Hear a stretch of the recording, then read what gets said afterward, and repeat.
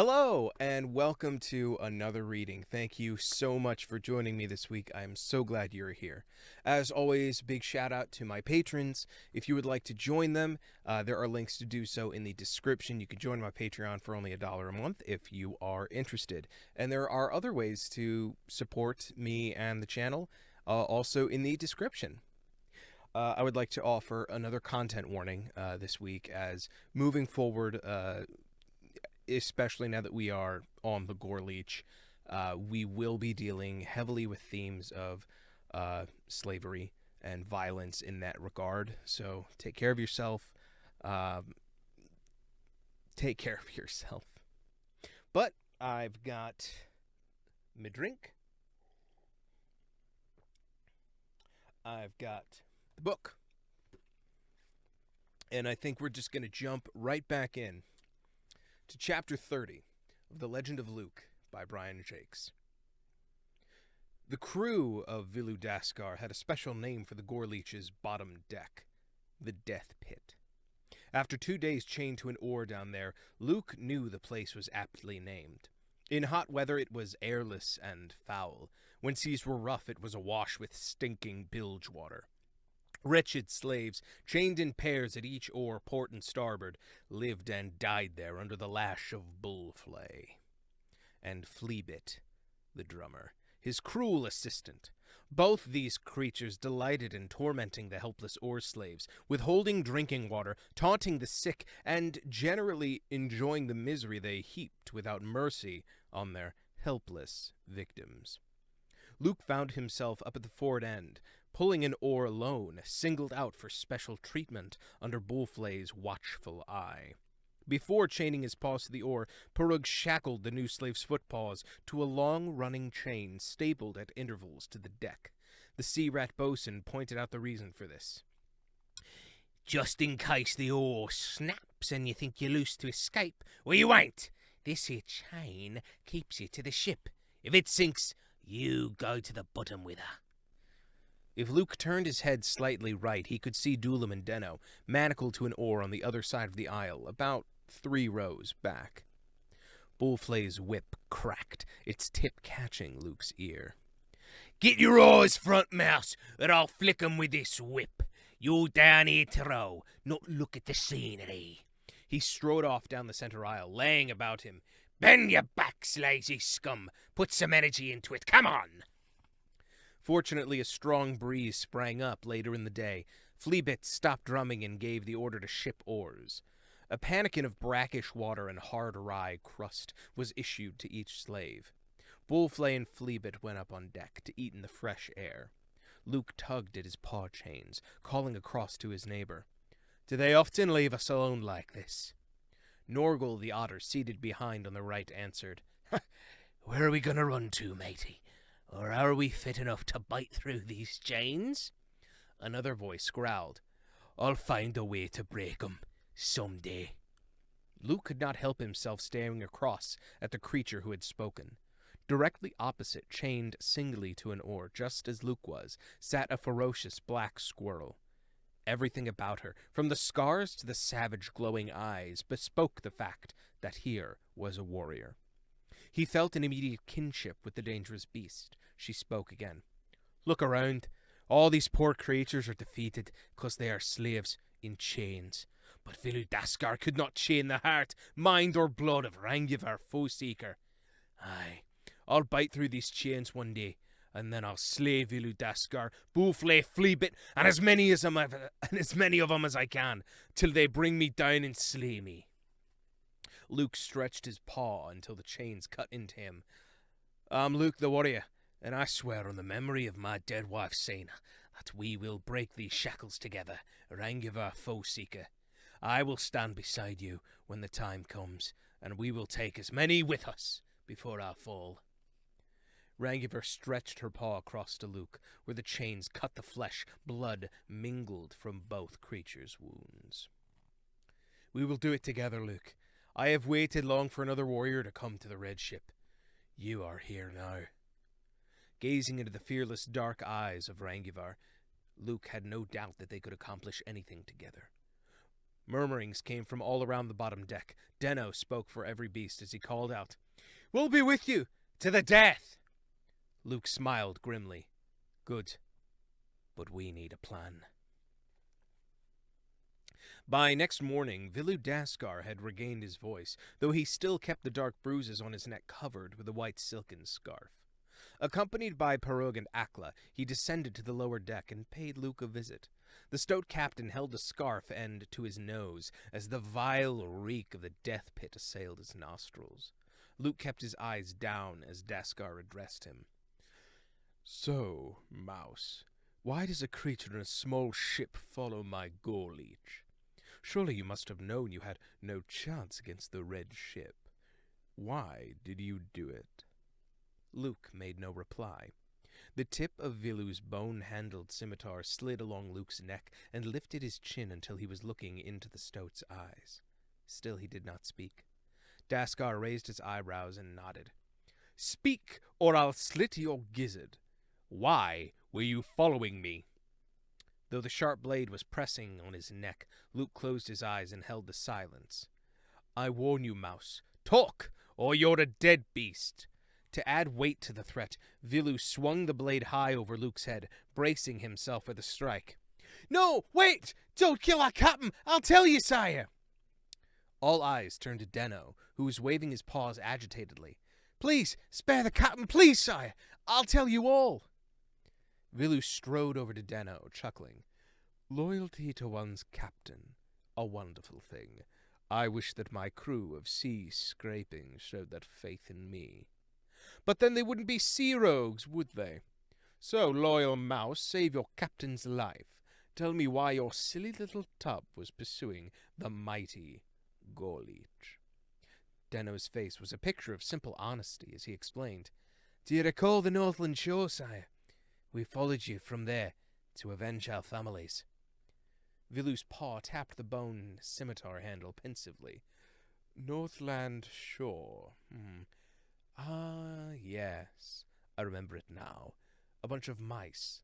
Fools, burning a fire like a signal beacon on the beach. Aye, they were all either too young, too old, or too weak to make oar slaves of. We slew them for fun and ate their food. Oh dear, were they your families? Well, never mind. They provided a bit of amusement for my crew. By the way, where were you and all the able-bodied ones while this was going on, eh?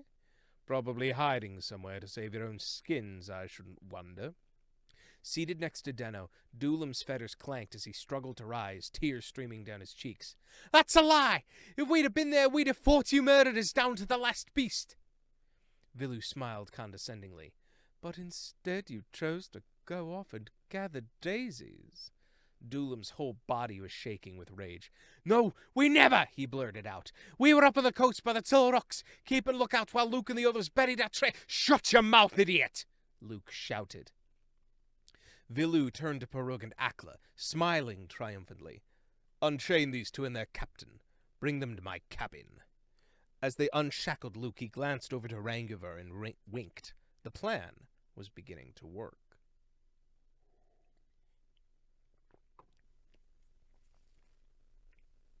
The three mice were hustled roughly into Vilu Daskar's cabin, where they were lined up in front of an ornate table. Lounging behind it in a magnificent carved chair, Vilu watched as his servants laid out wine, baked fish, preserved fruits, and bread, fresh from the ovens. He picked at the feast, whilst Luke and his friends stood dull-eyed and hungry, trying to ignore the wonderful food. Akla, Parug, and Bullflay stood by awaiting orders. Vilu dabbed the silken scarf across his lips, weighing the three slaves up carefully. He addressed Denno. "You, tell me what it is you are hiding up the coast in the tall rocks. But take care. One false word, one little lie, and I will hang both your friend and your captain from the mainmast, where their bodies will stay until they rot and seabirds pick at their bones. But speak truly, and I will give you all your freedom, once I have what you hid in the tall rocks. That is your choice. Now, speak." Denno glanced apologetically in Luke's direction, then said, "It was the treasure of our tribe, sire. We had travelled many seasons, guarding it from foe beasts. Having chosen the Northland shore as our new home, we searched out a safe place to hide it, among the tall rocks, further north. Luke was glaring angrily at Denno. Vilu smiled at the warrior mouse in mock surprise. Now, don't pull faces at your friend. He just saved your life and bought your freedom. Let's hear you speak your piece now. Tell us about this treasure, or I'll hang both of these mice in your place, and you can watch them dangle. An expression of defeat replaced Luke's glare, and he sighed. Only if you promise to spare our lives and set us free once you have the treasure. Vilu spread his paws disarmingly. Akla, Perog, Bulflay, tell this mouse about my word. The three vermin nodded vigorously. Oh, aye, the captain never lies. You can rely on that, mouse. I'll take me oath on it. Vilu took a sip of wine and dabbed his lips. See? Luke told him what he wanted to hear. 'Tis a great treasure, plates, chalices, daggers, and swords, all wrought of gold and silver, studded with many jewels. The pirate stoat nodded approvingly. Just as I thought. Now tell me the exact location. Where did you hide it? Luke stared levelly at Vilu-Daskar. Only 3 creatures went to the tall rocks to hide that treasure. Myself, Verg, and Cardo. I am the only one you've left alive out of the 3, so only I know the true location. But I am not a fool, Vilu-Daskar. I do not trust the word of a murderer, so I will not tell you, no matter what you do to me or my friends. However, I have a proposition for you. Set sail for the Northland shore, and when we reach there, I will pilot your red ship up the coast and steer you to the spot. That way, you will have to keep us alive, at least until you have the treasure. Agreed. Bulflay grabbed Luke and raised a belaying pin, but Vilu held up a paw and stopped him. Release him, Bulflay. I like this mouse. It will be a change to do business with a creature who has a brain. Good enough. I agree to your proposition, mouse. Luke could not resist a parting dig at his enemy. You have no choice but to agree. Dead mice cannot find the treasure for you. Vilu popped a piece of preserved fruit into his mouth. How wise of you. I must of course keep you alive. Meanwhile, days and nights spent in the death pit will make you realize how wonderful your freedom will be when you eventually gain it.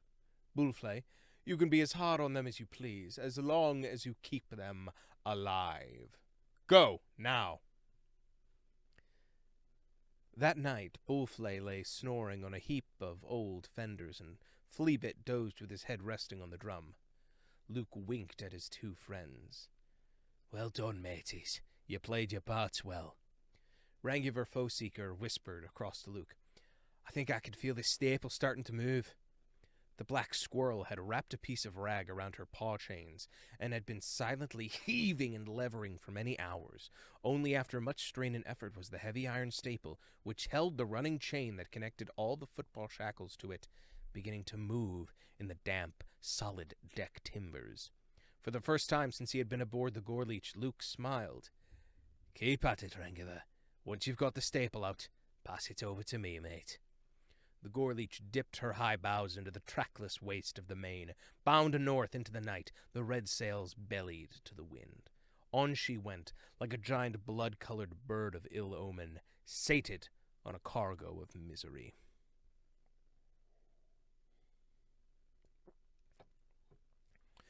Verg was sweating in the sun. Prying timbers loose from the wreckage of the Sena, Bo was sawing away at some sail canvas with a rusty dagger. Beside them on the sand, a mishmashed pile of timber and cordage was bound together in the rough shape of a raft. I say, old thing, the hare called up to his companion, we'll need something a bit straighter than that rib plank to make a blinking mast. What? Verg wiped his brow in exasperation. Well, it's the straightest piece I could find. I'm a farmer, not a boat builder. Even you can find a better bit of wood, matey, then you're welcome to try. As he hacked away at the canvas, Bo nicked his ear when the dagger point tore free and shot upward. "Well, keep your firm there, Mousy. I thought the flippin' agreement was that I build the perishing raft, and you supplied the bally materials. Hold your temper in the ranks, what? I nearly chopped me ear off while you're over there yammering at me like an old frog wife." Verg left off prying loose timber, sucking at a splinter in his paw. He climbed down to join Bo. "There's too many splinters in me. I'd float a raft if I'd fall into the sea, mate. How's our raft coming along?" The hare stood paws akimbo, surveying his work. "Oh, splendid! Absolutely spiffing. All she needs is a jib boom, spanker, top royal gallants, and a mizzen shrouds." Verg peered at him questioningly. "Do you know what you're doing?" Bo leaned against the raft. It collapsed. "No. Do you?" "Yeah, figuring out going to sea on that thing, are you, mates? Oh, God, what a mess!" Bo and Verg were astonished to see a large, fat sea lion blocking the channel, watching them. Patting a bulging stomach with both flippers, he snorted a cloud of droplets from his bristling whiskers and chortled heartily. "Looks more like a mad seagull's nest than a raft. Only place you'd go on that termite's breakfast is straight to the bottom." Verg stood open-mouthed, and Bo recovered his composure smartly, twisting his ears disdainfully at the creature. "Mad seagull's nest? Termite's breakfast? Have a care there, chubby wumps, eh? My old auntie used to say, don't criticize what you can't do yourself. Pity you never met her." Floating flat on his back, the sea lion blew a jet of water onto his stomach and watched it evaporate in the sun. "Aye, more's the pity, Floppiers. I had an old auntie once. She got herself ate by a shark. Cheered my old uncle up to no end. She was a grouchy beast at the best of times." Bo drew himself to his full, lanky height. "Call me Floppiers one more time, and I'll wade out there and chastise you severely, my good fella. Name's Beauclair Fothering Cost Fortingham. Bo for short. Now, what appellation do you answer to? Speak up, what?" Paddling to the shallows, the sea lion beached himself like a glistening gray rock on the sand. He grinned as he extended a flipper the size of a small table. "Ain't got an appellation. They calls me Bulwag. Pleased to meet you, Bo, and your little mousy mate there." Verg shook the proffered flipper. "My name's Verg." Bulwag heaved his bulk further up and galumped about the raft, inspecting it. "Seen a lot better, and one or two worse. Not much of a craft to go chasing after the red ship, though, is she?" Verg looked curiously at the gigantic sea lion. "How did you know we were going after the red ship?" Bulwag snorted through the mess of timbers, with a flipper and muzzle sending planks flying. "Watched it come and go for many a season, Verg. Saw what happened to your mate. Old Captain Huludaskar, he's worse than any shark. Evil beast." Bo began picking up the planking. "I say there, Bulwag, do you mind not chucking our raft about like that? Took us long enough to put it together, what? Of course we'll be sailing blind, haven't a bally clue what old Villu Watts' chops has sailed off to." Bulwag nodded his great head wisely. "I know which way the red ship's bound. Always goes the same course when it leaves here. Northwest and 2 points to Wood Isle. Takes on water and provisions there." Verg peered up channel to the open sea. "Wood Isle? Have you been there, Bulwag? Would you show us the way to this place?" Bulwag frowned. Then his whiskers split into a huge grin. "Suppose I'll have to, matey. Couldn't let a pair of little sardines like you go twiddling round here alone out there. Bo's old auntie might never clap eyes on him again, and we can't have that now, can we? But first, let's get your raft built proper and seaworthy. You lay a good crisscross of timbers on a big piece of canvas. I'll go and fetch some bladderwhack. Grows big in these warm waters. Get to work, and I'll be back before you know it, mates." Neither Bo nor Verg had the least idea what bladderwrack was. They stretched the biggest canvas sail on the sand and began laying a grid shape of ship's timbers onto it. Bulwag returned, though at first it was hard to tell whether it was he, because a huge clump of seaweed surrounded the sea lion's body as he swam, towing it with him. With a powerful heave, he flung it ashore. "Bladderwrack, buckos! Nothing like it for keeping afloat." It was slimy, slippery seaweed, but studded with big inflated air bubbles. Bulwag winked at them. "Cover those timbers in it, then lay more timber atop of the bladder rack. I'll go and get some more." The process was repeated 3 more times, after which they cloaked the lot with the sailcloth ends. Under Bulwag's directions, Verg and Bo laced the canvas tight with rope until the sea lion was satisfied with their job, and it looked an ungainly bundle. Verg bounced up and down on it. "Ha ha! 'Tis springy enough. Will we need a sail, Bulwag?" "Nah, I'll either be pushing or pulling all the way. Well, it don't look like much, me hearties, but 'tis strong, and 'twill get you to Wood Isle without sinking." Afternoon was well advanced when they loaded the last provisions aboard and launched the odd-looking craft into the channel. Bulwag grabbed a trailing line in his mouth and went off like a fish. At first, Bo and Verg clung to one another on the skimming, bobbing raft as it bounced and cavorted across the wave-tops. However, after a while, they became used to the momentum and sat sharing some bread and cheese. Heading north and west, they sped onward, creating a small bow wave of spray, though it was hard to tell exactly where the raft's bows were located as it swiveled from side to side. Bulwag kept the sunset in the corner of his left eye as he pulled them effortlessly along. Bo waxed lyrical at the approaching evening. "There's something to the chap," the old sunset. "Rather jolly, what? Sky goes the colour of meadow cream when you stir it in a plate of damson pudding. Sea's as dark as blackcurrant cordial. And the sun looks like a rosy apple covered with honey. I say, Verg, old lad, rather poetic, what? Verg hid a smile. "Did you compose that with your stomach?" Bo grinned. "Yes, it did sound rather gutsy, didn't it? Oh, I say, nothing to ruin a perfect evening like a great pack of sharks. Just look at that lot." Verg saw the large, ominous fins cutting through the water until they surrounded the raft. Suddenly, the whole raft was swayed threateningly as Bulwag flopped aboard.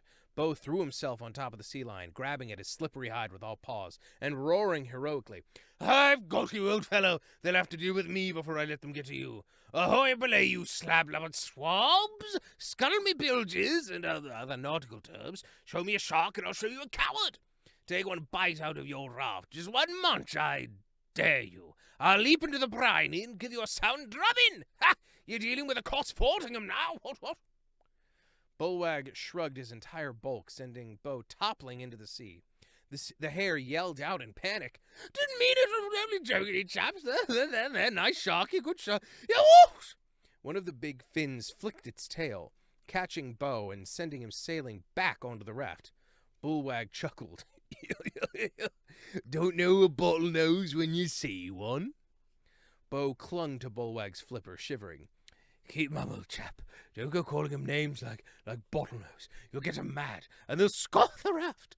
Nice sharks. Good sharks. I say, aren't sharks handsome chaps?" Bulwag's stomach shook as he laughed. "Those aren't sharks, you great booby. They're pals of mine, bottlenose dolphins. They offered to push a while and let me have a rest." Verg smiled at his irrepressible friend. Bo regained composure quickly in any situation. "Pish tush, I knew that all along. What do you take me for? What? Sharks indeed. What gave you that idea?" He leaned over the raft's edge and patted the strange beak-shaped snout of the nearest dolphin, which stuck its permanently smiling face out of the sea, as Bo nodded to it. "Ahoy there, you jolly bottlenose rogue. What do you mean by impersonating a flippin' shark? Wipe that smile off your face and answer me, laddie." The big fish gave an ear-splitting squeak and shot a jet of water into Bo's astonished face. He sat back, wiping water from his eyes, remarking to Verg, "Pity that chap never had an auntie to teach him a few manners, what? Spitting seawater into a fella's fizzle? Not very nice, I don't think." Bulwag flapped Bo's ears gently with his huge flipper. "Don't you go talking about my pals like that, matey. Queecum and his school have been friends of mine since I was a pup." Whilst Bulwag held an unintelligible conversation, which consisted of exchanging varying degrees of squeaks with Queecum, Bo whispered to Verg, "School indeed. Only school that chap ever attended was the school of spitting. I'd give him detention or a few whacks of the cane if I was his schoolmaster, what? Blighter can't even speak without squeaking like a confounded seagull.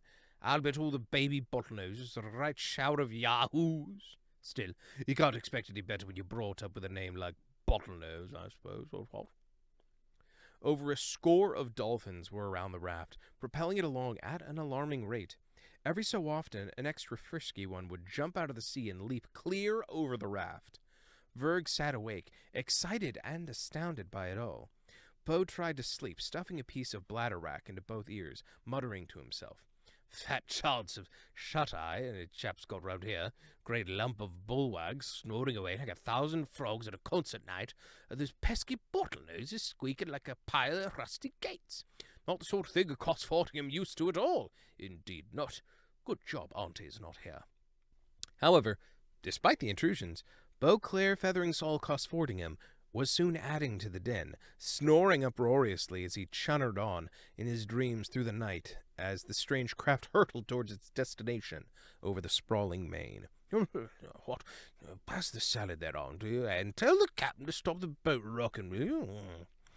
Oh, no thanks, old chap. I couldn't touch another bowl of that bladderwrack pudding. Foul stuff. Give it to the bottlenose for school lunch, will you? Sharks like that kind of thing. What?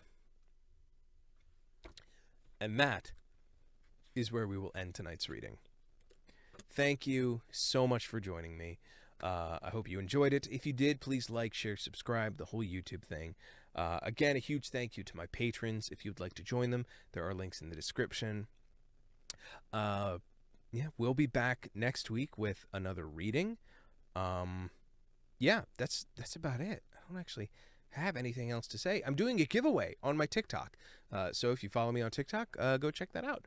And yeah, it's D&D related. So, but with that, guys, I'll see you next time. Stay safe. Wash your hands. Have a good week. Bye, guys.